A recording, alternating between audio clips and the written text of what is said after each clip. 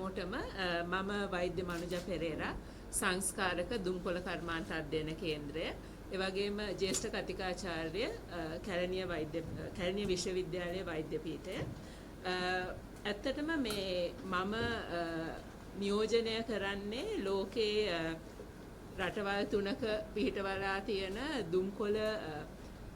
දුම්කොළ සමාගම් නිරීක්ෂණාගාර තුනෙන් එකක්. Center for Combating Tobacco ඇත්තටම අපිව බලගන්විලා තියෙන්නේ FCTC එක ගැන කතා කරා හැමෝම. ඒකේ 2008 අලුතින් වගන්තියක් එකතු කරා 5.3 වගන්තිය ආටිකල් 5.3. ඒකේ අරමුණ උනේ මේ දුම්කොළ සමාගම් වලින් දුම්කොළ පාලන ප්‍රතිපත්ති ආරක්ෂා කරගන්නේ කොහොමද කියන එක මත.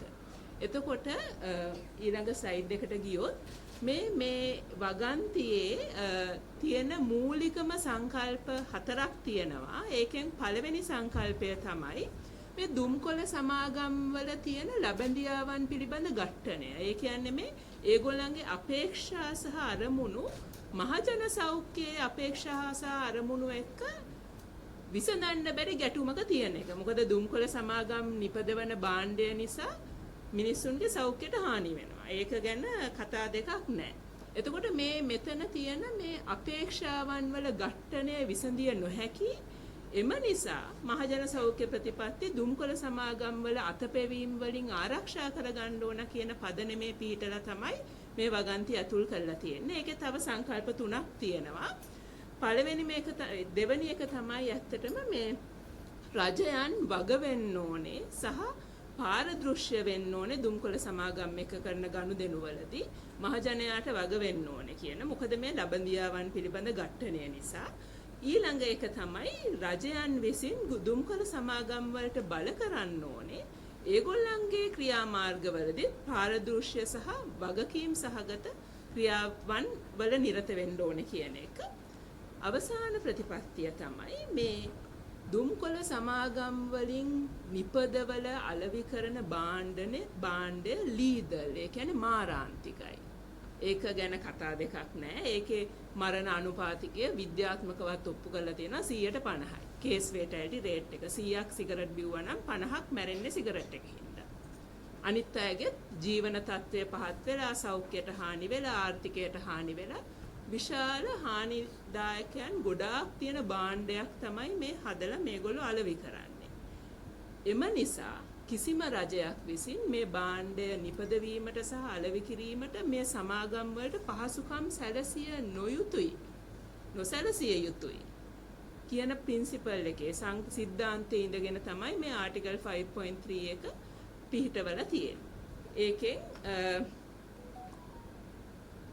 ඒකෙන් අර මං කිව්වා වගේ දුම්කොළ සමාගම් නිරීක්ෂණය කරන්න ඒගොල්ලන්ගේ අතපෙවීම් මහජන සෞඛ්‍ය ප්‍රතිපත්ති වලට විරුද්ධව අතපෙවීම් නිරීක්ෂණය කරන්න නිරීක්ෂණාගාර 3ක් තියෙනවා. බ්‍රසීලයේ, දකුණු අප්‍රිකාවේ සහ ශ්‍රී ලංකාවේ තමයි ඒ 3 පිහිටවලා තියෙන්නේ. ඇත්තටම මේ Center for Combating Tobacco දුම්කොළ කර්මාන්ත අධ්‍යයන කේන්ද්‍රය හෝස්ට් කරන්නේ කොළඹ වෛද්‍ය පීඨය, කොළඹ විශ්වවිද්‍යාල වෛද්‍ය පීඨය, ඊට අමතරව නාටා, ඇඩික්, SLMA සහ ලෝක සෞඛ්‍ය සංවිධානයේ ශ්‍රී ලංකා කාර්යාලය, country office එකත් ඒකේ තාක්ෂණික හවුල්කරුවන් විදිහට ක්‍රියා කරනවා. අපි ඇත්තටම කරන්නේ මේ දුම්කොළ සමාගම් වල ක්‍රියාකාරකම් ඍජුවම සහ වක්‍රාකාරවම එයාලට උදව් වෙන ආයතන සහ පුද්ගලයන් පිළිබඳව පර්යේෂණ කරන එක. ඇත්තටම මේ මාධ්‍යකරණයේ තියෙන ඉන්වෙස්ටිගේටිව් ජර්නලිසම්, ඒ කියන්නේ ගවේෂණාත්මක මාධ්‍යකරණයෙන් බිඳී ආපු සමාජ විද්‍යා පර්යේෂණ වල කොටසක් මේකට කියන්නේ ඉන්වෙස්ටිගේටිව් රිසර්ච්, ගවේෂණාත්මක විමර්ශන පර්යේෂණ සිදු කරන එක මේ අර මූලධර්මයේම ඉඳගෙන. මොකද මේ ලෝකයම පිළි අරගෙන දන්න දෙයක් තමයි මේ සමාගම් විවිධ කූට උපක්‍රම යොදනවා පාරිභෝගිකයන්ව අසු කරගන්න. ඒ වගේම රජයන් සහ අනෙකුත් පාර්ශව මේ දුම්කොළ පාලනයට විරුද්ධව වැඩ කරන ඒවට අතපවලා ඒවා අඩාල කරවලා පරක්කු කරවලා නැත්නම් ඒවා නවත්තන්න. ඉතින් මේ සිද්ධීන් වෙන නිසා මේගොල්ලන්ගේ ක්‍රියාකාරකම් අධ්‍යයනය කරන්න ඕන කියන පදනමෙන් පිහිටලා තමයි මේ දුම්කොළ සමාගම් නිරීක්ෂණය කරන්න දුම්කොළ කර්මාන්ත අධ්‍යයන කේන්ද්‍ර පිහිටවලා තියෙන්නේ. ඇත්තටම මේ අපේ Tobacco Unmasked කියන වෙබ්සයිට් එක හරහා අපි කරන පර්යේෂණවල තොරතුරු අපි පබ්ලිෂ් කරනවා. ඔයාලටත් ඒක පරිශීලනය කරන්න පුළුවන්. භාෂා තුනෙන්ම තියෙනවා, ඉංග්‍රීසි, සිංහල සහ දෙමළ මාධ්‍ය වලින්. ඔයාලට පේනවා නම් මේ ඒකේ විවිධ අංශ වලින් මොනිටර් කරනවා. ඒ කියන්නේ දුම්කොළ සමාගම් වල අධ්‍යක්ෂකවරු, කළමනාකාරවරු, දේශපාලන නායකයෝ, කලා ක්ෂේත්‍රයේ අය, කොමර්ෂල් සෙක්ටර් එකේ, කෝපරේට් සෙක්ටර් එකේ අය. ඒ කියන්නේ මේ දුම්කොළ සමාගම් වල අපේක්ෂාවන් සහ අරමුණු වලට උදව් වෙන විදිහට දේවල් කියන කරන අය ගැන අපි විමර්ශනය කරනවා. ඒ වගේම මේක නිරන්තරයෙන් අලුත් වෙන වෙබ් පිටුවක්. ඔය What's New අංශය තුලින් ඔයාලට ඒ අලුත්ම තොරතුරු ලබා ගන්න පුළුවන්. මේ සිංහල වෙබ් පිටුව, මේ දෙමළ වෙබ් පිටුව. ඒ වගේම මාධ්‍යවේදීන් විදියට අපි දන්නවා ඔයාලට ගොඩාක් තොරතුරු එනවා. මේ හුඟක් දේවල් මිනිස්සු දැනගන්න කලින් ඔයාලා දැනගන්නවා. ඔයාලට පුළුවන් අපිත් එක්ක සම්බන්ධ වෙලා අපිට තොරතුරු දෙන්න අවශ්‍ය නම්, කැමති නම් නිර්නාමිකව හෝ නම් ගම් ඇතුව මේ ඔයාලගේ ඩීටේල්ස් එක්ක දෙන විදිහ එතනම පහළ තියෙනවා. නිර්නාමිකවත් IP ඇඩ්‍රස් එකවත් කලෙක්ට් කර නොගෙනත් අපි තොරතුරු ලබා ගන්නවා. ඔයාලට තොරතුරු තියෙනවා නම් මේ වගේ අතපෙවීම් ගැන, දුම්කොළ සමාගම් වල ක්‍රියාකාරකම් වලට පහසු කරවන, ඒවට උදව් කරවන පුද්ගලයෝ, ආයතන සහ ක්‍රියාකාරකම් ගැන ඔයාලට අපිට දැනුම් දෙන්න පුළුවන්.